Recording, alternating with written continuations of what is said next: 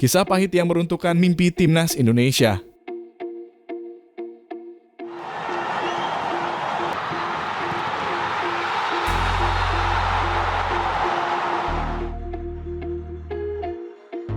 Tahun 1996 membawa sinar sorot perdana bagi Piala AFF alias Piala Tiger. Semangat membara mewarnai langit sepak bola Asia Tenggara dan di tengahnya berdiri timnas Indonesia dengan tekad menggebrak. Namun siapa sangka itulah awal dari babak buruk yang kian dalam sejarah mereka. Pertualangan dimulai dengan timnas Indonesia tergabung dalam grup A bersama Myanmar, Laos, Kamboja, dan Vietnam. Sepanjang fase grup, langkah mereka mempesona. Dalam tarian poin dan gol, mereka merajut jaring kemenangan dengan indah.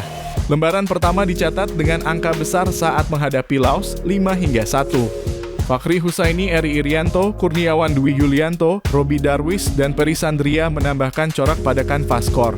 Keberhasilan ini terus bersinar saat Kamboja menjadi sasaran selanjutnya. Skor 3-0 yang membiru adalah hasil dari sentuhan magis Kurniawan, Peri, dan Eri. Gemintang lainnya adalah Myanmar yang berujung pada tumpukan 6 gol berkat kontribusi Fakhri Husaini dan Peri Sandria serta sentuhan emas Ansyari Lubis dan Eri. Di pertarungan terakhir fase grup, Vietnam berhasil menggagalkan kemenangan sempurna dengan hasil imbang 1-1. Walaupun Kurniawan menciptakan gol, takdir tak bisa digoyahkan oleh tendangan penalti Vo Hoang Buu dari Vietnam. Dengan 10 poin terkumpul, Indonesia pun merajut tiket menuju babak semifinal. Pintu ke final terbuka lebar, diperkuat oleh cemerlangnya fase grup. Optimisme membelai hati para penggemar saat timnas Indonesia melangkah ke babak semifinal. Namun, takdir membawa cerita yang tak diduga-duga. Mereka harus merelakan mimpi final terhenti disudahi oleh tangan dingin Malaysia, runner-up dari grup B. Pertempuran sengit berlangsung di Stadion Nasional Kalang, Singapura, dengan skor akhir 1-3 untuk keunggulan Malaysia.